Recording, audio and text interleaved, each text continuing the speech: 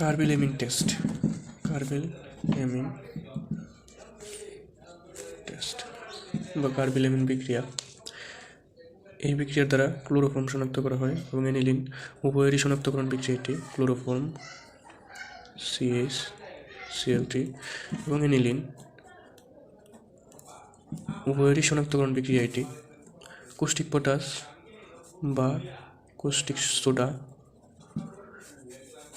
এর উপস্থিতিতে অবশ্য তাপমাত্রা 60 থেকে 70 ডিগ্রি সেলসিয়াস রাখতে হয় এর উপস্থিতিতে, এবং অ্যানিলিন এবং কৌষ্টিক পটাশ কৌষ্টিক সোডা এর উপস্থিতিতে 60 to 70 ডিগ্রি সেলসিয়াস টেম্পারেচারে যদি ক্লোরোফর্মকে বিক্রিয়া দেওয়া হয়, ক্লোরোফর্মকে বিক্রিয়া দেওয়া হলে উৎপন্ন হয়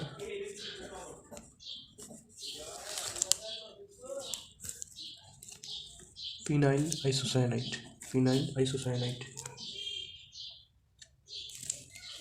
সাথে KCl প্লাস H2O উৎপন্ন হয়। এই যৌগটি হল ফিনাইল আইসোসায়ানাইড বা কার্বেলেমিন।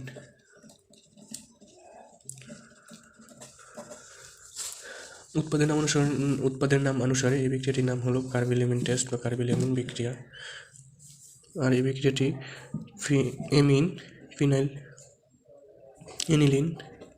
অ্যানিলিন ও ক্লোরোফর্ম উভয়েরই শনাক্তকরণ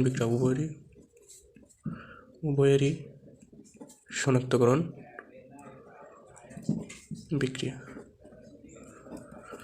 সকল ধরনের পরীক্ষা আসে দেখা যাচ্ছে অ্যানিলিনের শনাক্তকরণ বিক্রিয়া কোনটি? কার্বেলেমিন পরীক্ষা। ক্লোরোফর্মের শনাক্তকরণ বিক্রিয়া কোনটি? কার্বেলেমিন পরীক্ষা। এই বিক্রিয়ায় তাপমাত্রা 60 to 70 ডিগ্রি সেলসিয়াস এবং উৎপাদ হিসেবে উৎপন্ন হয় কার্বেলেমিন বা ফিনাইল আইসোসায়ানাইড। HSC এবং অ্যাডমিশন উভয়ের জন্য এটি গুরুত্বপূর্ণ একটি বিক্রিয়া।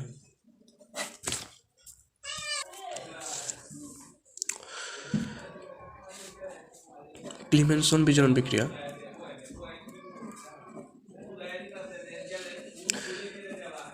এটি অত্যন্ত গুরুত্বপূর্ণ একটি বিক্রিয়া। এই বিক্রিয়ায় বিচারক হিসেবে ব্যবহৃত হয় ZnCl2 প্লাস HCl, ও সেটা কনসেন্ট্রেটেড নেওয়া হয়। জিঙ্ক ক্লোরাইড ও HCl এদের এই মিশ্রণকে বলা হয় ক্লিমেনসন বিজারক। পরীক্ষায় সরাসরি কোশ্চেন আছে যে কোনটি? ক্লিমেনসন বিজারক। ZnCl2 প্লাস HCl কনসেন্ট্রেটেড বা গাঢ় HCl। এই বিক্রিয়ায় কার্বনিল মূলককে ক্লিমেনসন বিজারক দ্বারা CH2 মূলকে পরিণত করা হয়। যেমন আমি যদি নিই প্রোপানন CH3CO CH3, তবে এখানে ZnCl2 প্লাস গাঢ় HCl অর্থাৎ ক্লিমেনসন বিজারক নিলে উৎপন্ন হয় CH3 অর্থাৎ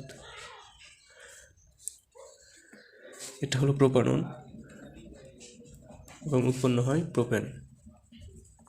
অর্থাৎ এক্ষেত্রে কার্বনিল মূলকটি মিথাইল মূলকে পরিণত হয়েছে। পরীক্ষায় সরাসরি কোয়েশ্চেন আসে যে কার্বনিল মূলককে মিথিলিন মূলকে পরিণত করার বিক্রিয়া কোনটি? ক্লিমেনসন বিজারণ বিক্রিয়া। আবার কোয়েশ্চেন আসে ক্লিমেনসন বিজারণ বিক্রিয়ার দ্বারা কি উৎপন্ন হয়? মিথিলিন মূলক। অর্থাৎ যদি একটি যৌগ দেওয়া থাকে প্রোপানন, এটি ক্লিমেনসন বিজারণ বিক্রিয়ার দ্বারা গেলে তা উৎপন্ন হবে প্রোপেন, অর্থাৎ একটি অ্যালকেন উৎপন্ন হবে। এবার দেখব আমরা পারকিন বিক্রিয়া।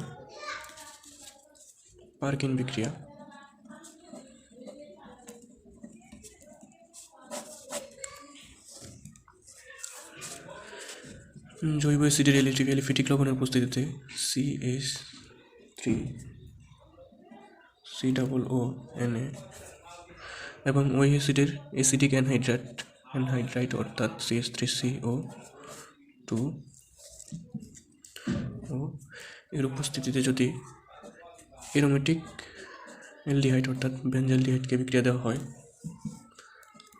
বেনজালডিহাইডকে বিক্রিয়া দেওয়া হলে সিনামিক অ্যাসিড উৎপাদ হিসেবে পাওয়া যায়। সিনামিক অ্যাসিড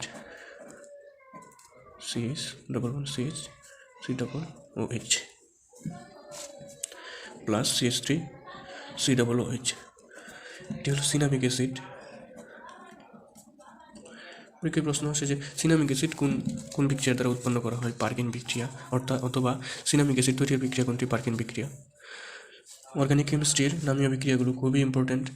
যদি কোনো কিছুও না শেষ করা হয় তবুও শুধুমাত্র নামীয় বিক্রিয়াগুলো দেখে গেলে ভর্তি পরীক্ষা এবং সকল পরীক্ষায় অনেক ভালো করা সম্ভব। এবার দেখব রোজেনবার্ন বিজারণ বিক্রিয়া। রোজেনবার্ন বিজারণ বিক্রিয়া, রোজেনবার্ন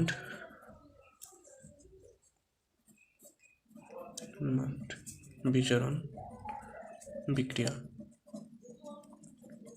PD প্লাস BaSO4, এটি হলো রোজেনবার্ন বিজারক। রোজেনবার্ন বিজারক এক্ষেত্রে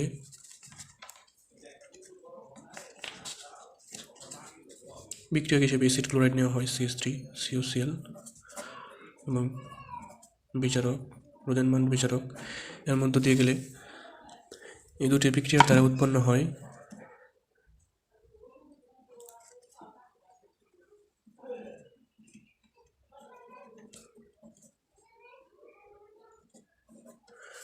অর্থাৎ অ্যাসিড ক্লোরাইডকে যদি আমরা রোজেনবার্ন বিজারক দ্বারা বিজারিত করি তবে এটি একটি অ্যালডিহাইডে পরিণত হবে। এই বিক্রিয়াকে রোজেনবার্ন বিজারণ বিক্রিয়া বলা হয়। রোজেনবার্ন বিজারণ বিক্রিয়ার দ্বারা একটি অ্যালিফেটিক অ্যালডিহাইড উৎপন্ন করা হয় এবং বিক্রিয়ক হিসেবে নেওয়া হয় অ্যাসিড ক্লোরাইড এবং রোজেনবার্ন বিজারক হলো PD প্লাস BaSO4 অর্থাৎ প্যালাডিয়াম প্লাস বেরিয়াম সালফেটকে রোজেনবার্ন বিজারক বলা হয়। অ্যাসিড ক্লোরাইডকে রোজেনবার্ন বিজারক দ্বারা বিজারিত করলে একটি অ্যালিফেটিক অ্যালডিহাইড উৎপন্ন হয় এবং সাথে HCl উৎপন্ন হয়, অর্থাৎ এক অ্যালডিহাইড উৎপন্নের বিক্রিয়া হলো রোজেনবার্ন বিজারণ বিক্রিয়া।